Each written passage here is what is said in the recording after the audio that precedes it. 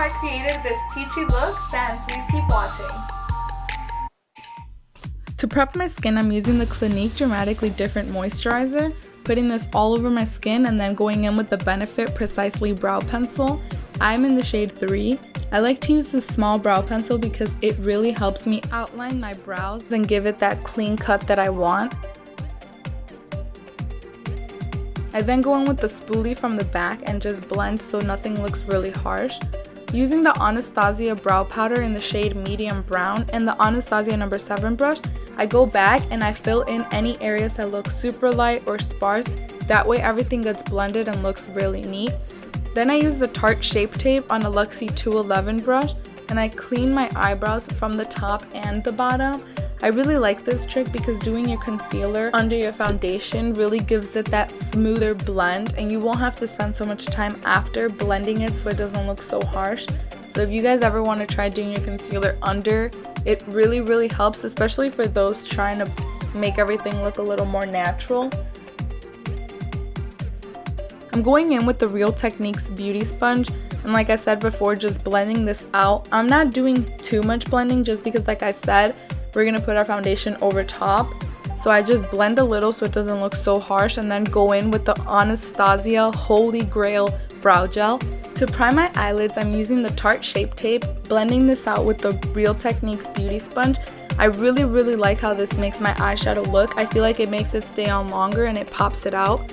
I'm only using the Tarteist Pro palette for this one shade, which is the shade Classic, on a Morphe 502 brush. I'm using this to set my concealer, that way everything blends out easier. Going in with the shade Sorbet from the Kylie Royal Peach palette, I'm applying this on my crease with the same Morphe 502 brush and then blending it out upward so it looks smooth. Then I used the shade Peachy with the Kylie brush that was included in the palette, and I just put this a little lower than that transition shade. That way I can go back and blend those two together to make it look like a gradient effect.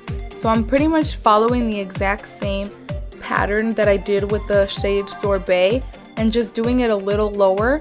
Then I alternate back to that M502 brush and blending it out with no extra product on there, just blending until I think it looks nice and smooth. After that, I continue to blend until my liking. You guys can keep doing this until you feel that you think it's blended enough. Then using the shade Crush from the same Kylie palette on that same brush, I'm keeping this product way down low and kind of just keeping it on the outer part of my eye because it does give it that eye-opening effect. I am going to be adding wing liner later on, so you guys are going to see how it kind of makes the eyeliner and the whole eye look come together. Using the M502 brush, I'm going back and, like I said, blending till my liking. You don't have to do this extra step, but I'm extra like that. Then I use the NYX Jumbo Eye Pencil in the shade Cottage Cheese and kind of put this only in the inner and like center part of my lid. It just primes for the shimmery shade that I'm going to use next, and it makes it easier to pop and kind of easier to stay. I'm using the shade Duchess on a Royal Evolution brush BX80. I got one of these brushes in my BoxyCharm and decided to use it, but I would highly recommend using a synthetic brush. You'll see here how I struggled a little to kind of get as much product on my eyelid as I can. So it kind of was a little bit harder on myself. I would definitely recommend using a flat synthetic brush. And I did even spray some setting spray so that it could pop off more, but it didn't really do much for me. I had to just keep patting it and layering it on. I just go back with that dark shade Crush to kind of make sure I have as dark as possible, or as dark as I want it, on the outer corner. And like I said before, just blending.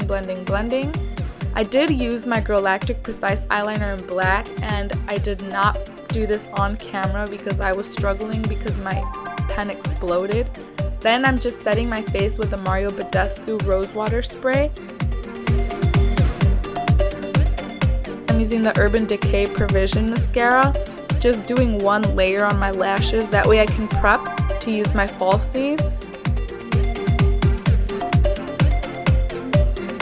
It really helps your real lashes and the false lashes kind of stick together, so it goes for like a more natural look.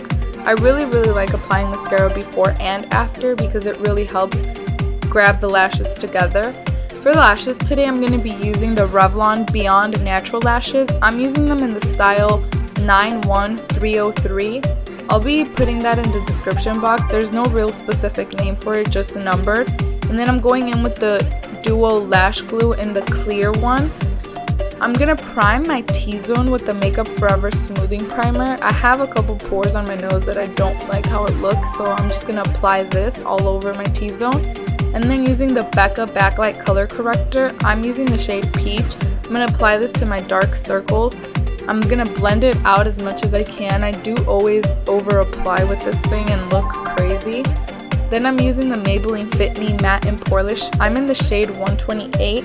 I'm going to apply this with a Tarte face brush that I got in one of their holiday collections. And then go back in with the Real Techniques Beauty Sponge to kind of make everything look more flawless and like a smoother finish. After I'm done with that, I'm going to go in with the Tarte Shape Tape.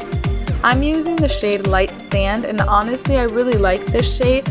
I used to use the Urban Decay concealer and I thought there was nothing better than it, but I really like this Tarte Shape Tape because it has more of a heavier coverage, and if you have dark circles or if you have areas of imperfection under your eyes, this is very good. I really like the coverage that it gives all over, and I really like how it doesn't crease so much on me.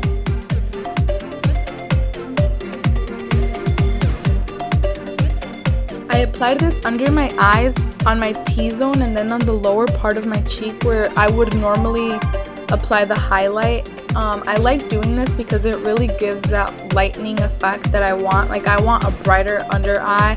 I want my face to be bright in the right areas, so I'm going to go ahead and blend this all over. I like this concealer as well because it doesn't dry so fast. I've heard that it dries fast on some people and it's hard to blend, but it really didn't do that to me. It's only my second time using it, so we'll see how it goes. I'm then going to set my under eye and my T-zone with a Morphe brush. I don't have the name of it, but I'll put it down in the description box. And then I'm going to use the RCMA No Color Powder and just bake my under eye. Using the Maybelline Fit Me powder in the shade 220 and a Morphe MB1 like face brush, I'm just going to set the rest of my face. I'm going in with the darkest shade from the palette, which is Crush. And then on a Morphe M432 brush, I'm just going to go ahead and line very close to my lash line. And then using an M521 Morphe brush, I'm using the shade Peachy to blend it out as low as I want it to go to give it that smoky lash line. Using a Rimmel Scandaleyes kohl liner, I'm using the shade Nude. I'm just going to line my waterline and then curl my lashes really quick. That way it gives the lashes and the falsies more of a stuck together kind of natural look. I'm using the e.l.f. 102 contour brush, I guess is what it is, and the Physicians Formula Butter Bronzer to carve out my cheekbone.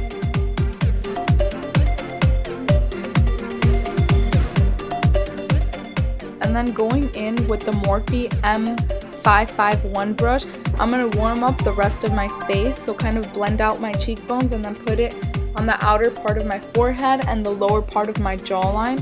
I'm kind of contouring, but kind of in a messy way, because as you see here, I'm going to go in with that RCMA powder and carve really good under my contour. That way it looks like a sharp contour. I'm going to put a little bit of powder just in my T-zone so I could brighten it up. And then I'm going to use the Sweet Peach Glow palette, which I really love the smell, and I really like the colors of the palette itself. I'm going in with the Morphe E4 brush, and I'm going to use that peachy shade just as a blush. And then going in with the Real Techniques setting brush, I'm going to use the highlight of that shade and then just kind of put it on my cheek, on my nose, on top of my eyebrows, kind of just on my cupid's bow and my chin. This was not enough for me, so as you can see later, I'm going to go in with a brighter highlight. But I'm setting my face here with the Mario Badescu face spray, and then just going in with the Smashbox Always Sharp lip liner. I'm using the shade Rosebud. Pretty much just lining my lips and then filling the rest of my lip in because it primes and changes the shade of this lipstick that I'm going to use. I'm going in with the Lorac Alter Ego lipstick in the shade Barista. And then using this amazing highlighting palette, the Anastasia and Nicole Guerriero palette, I'm using the two shades Daydream and Forever Lit on that same setting brush and just applying it over top that peach gold to really give it that brightening, smooth highlight that I go for. I really love highlight. It's one of my favorite face products. Then I'm going to go in with a Morphe R41 brush. This is just a small detailing brush. Using that same 2 shades from the palette, I'm going to highlight the inner corner and then my brow bone. Highlight, like I said before, is my favorite, so I'll find any excuse to put it anywhere on my face. I just dusted off my baking and that completes this look. I hope you guys really like this video. If you do, don't forget to like, subscribe, and comment. I really would like constructive criticism because this is only my second video and I hope you guys liked it. Thank you.